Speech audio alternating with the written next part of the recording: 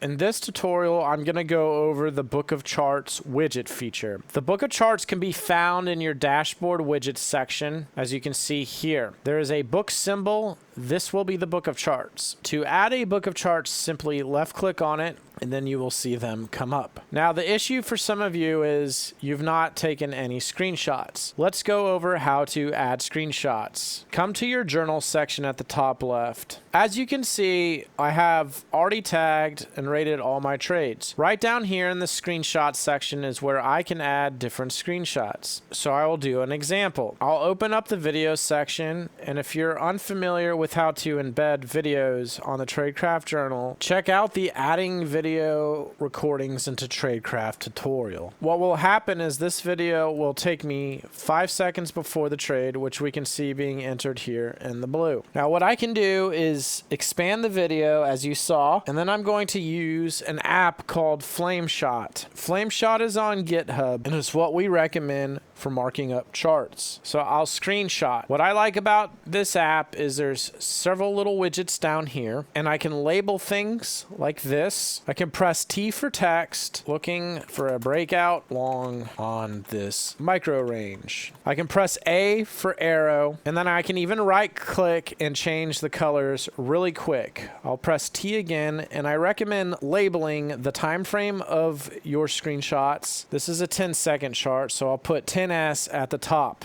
And then what I'll do is I'll press Control C, which will copy to the clipboard on Windows. I can always drag the screenshot in here, or I can just simply paste and then upload from the screenshot. Then I can expand it and look at it. I can press X to contract it. Here you can see I've already pasted a screenshot from this trade. One thing I recommend to make your Book of Charts experience a lot better is to label your entries and your exits, unless your trading platform already shows it. Either way, if you're trying to manage your trades better, you should still label your entries and exits. Right here I have ME for my entry, MX for my exit. One thing I can do is also label IX for ideal exit, which would be, let's just say hypothetically here, and then IE for ideal entry, and then I'll press A for the arrow. So when I look at this, what this is telling me is I got in too late, my ideal entry should have been down here, and then I cut the trade way too soon. My ideal exit should have been up here. I do have a tag for that called hold more and better entry. I like to label those tags up here. Scrolling up, you can see there are tags here. Here are my yellow star tags for the rating system. Check out the tutorial on the rating system to understand it better. Here you can see the hold more, held too long, and better entry tags. In order to take full advantage of the Tradecraft Book of Charts, it is very important that you are labeling your charts with corresponding tags to get the most out of it, as well as where your entries, exits, ideal entries, and ideal exits should have been. Now let's go check out the Book of Charts. Come back to the main dashboard by clicking up here, and you can see how we've already made the Book of Charts. Let's expand it. Currently there are 2 columns. These are all the different trades. There are many filters at the top of the Book of Charts. I will now go over what they are. Up here you can see the date of the trade, the total P&L, the MAE, and the MFE. You can see that it is surrounded by red, while these other trades are green. This will be filtered by P&L. So this red means it was a losing trade. This green means it was a winning trade. You can always change the filtering by clicking up here. We could change it by rating. As you can see, these turn yellow, so those are the yellow star ratings. This is a green star, while this one over here is a red star. We can always change it by direction. We can see that 3 of these are longs, while this one up here on the right is a short. Next, we can always no color it. I'll put on the rating, as this is my preferred method of looking at trades. We can come over here to the P&L and change it to currency total. We can also do ticks total. As you can see, this is minus 228. This is 600. I'm trading 6 lots in these examples. So if we go to ticks per contract, it'll go down drastically. So 38 ticks total on the trade, where this will be 13 in favor. I'm going to put it back at currency total, and personally I like to see the MFE, MAE ticks per contract. So we can see this trade went 62 ticks against me, and it also went 16 ticks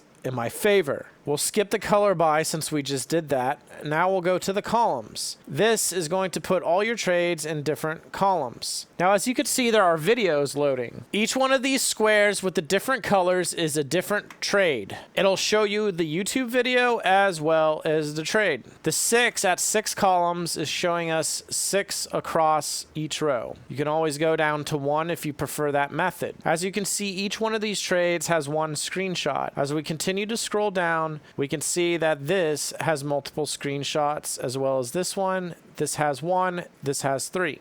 As we go down further, we can see that there is a YouTube video. So we can always watch the actual trade by clicking on that, as well as looking at the screenshot. We can press this expand button to make it larger, and then we can press the X to contract it. We can press this square right here, which will now make the screenshot a bit bigger. I can click on the screenshot to contract it. Now, if you do not want to see any screenshots, you can select the videos option, as you can see here. Much like the video tutorial, you can change how many seconds behind the video starts playing. So we'll do it at 5 seconds. I'll go to 2 columns. We'll let everything load, and then we'll press play. We can see that was a few seconds before the trade started, not quite 5. If I want to see both again, I can always do both. So I can see the screenshots as well as the video, or I could just see the screenshots in general.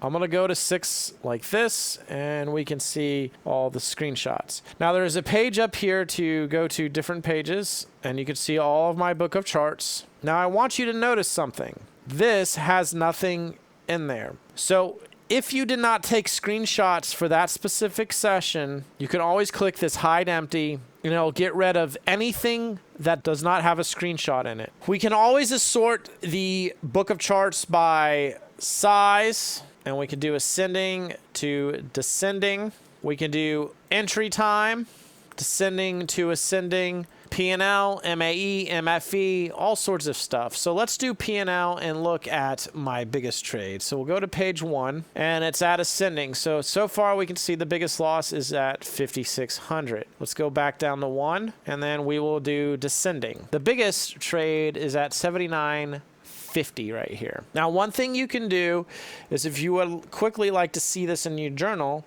you can click on the journal tab right here. And then it takes you straight to that. That was trade 10 on the 9th of April. I can look at the tags. I can scroll through here and just look at this session overall. I'll come back to the dashboard tab. Another thing you can do is click on this tag. You can see the current tags on it, and you can make adjustments on your tags as you are viewing your book of charts. A reason you may want to do this is you created a new tag group. And as you created a new tag group, you can now add new tags to the playbook as you're going through it. Let's press X. You can see there's a create tag button. This will take you straight to the tags in the settings section where you can create that new tag I just talked about. For example, under management, maybe I can say perfect management. I'll make it green, create it, and then as I'm reviewing my book of charts, we can come in here, let's expand it, we're looking at it, and then we decide we want to add a tag. Now I can come down here and click perfect management. It has been added to this trade, which if we go to the journal, we can now see it is also here as well. The real powerful thing in the Tradecraft journal is using your page filters. Let's go to a dashboard that I've already built. These are all my trades in the Tradecraft journal. I have all sorts of statistics. As you can see, we have some yellow star tags here. Maybe I want to look at these hold mores. I keep leaving money on the table. That's what this tag means for me. So what I can do is I can go to the page filter, go to tag, add filter, and I would like to only see the hold more tags. These are currently all of the trades for hold more. There's over 104 of them. Let's scroll down and go to the book of charts. Now what I'll do is go to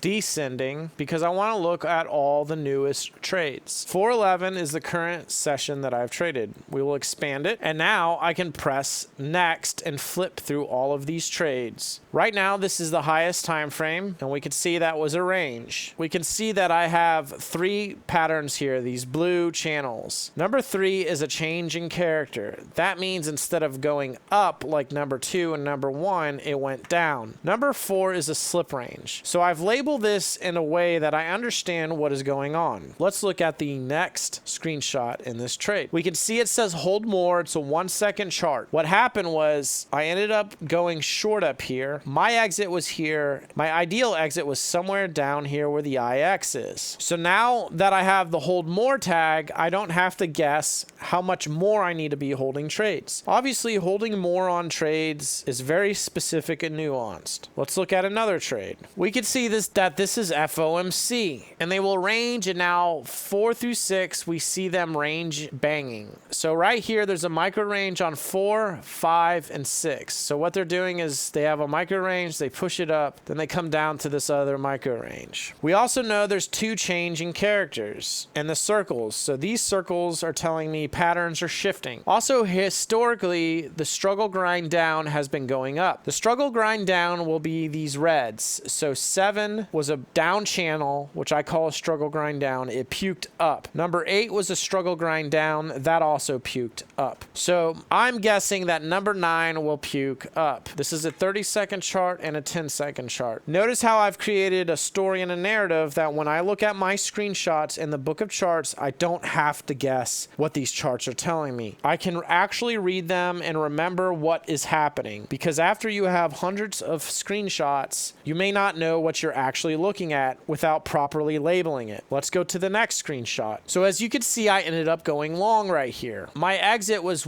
right up here. I tagged it with a hold more, and the ideal exit should have been on this purple line. So I left 10 points on the table. Let's press the X here, and remember, this will be all the hold more tags. Now, if I do not want to see the hold more tags or the trades associated with that, I can always click this again and it will cross it out. My book of charts completely changes. For example, this trade right here, my entry, my exit. It's a 1-second chart. There's a change in character up here, and I didn't label it as a hold more. All of those have been filtered out. With the Tradecraft book of charts, playbooking has never been more easy, nor has it been nearly as powerful. With the book of charts, you can now filter specific nuances. Another unique thing you can do to compare your trades to each other is we'll create a new dashboard, and I will split this widget here, expanding it, and then I will put in a book of charts here and a book of charts here. I'll then do 1 column on each side. We'll go to the page filter. Let's look at the medium ranges,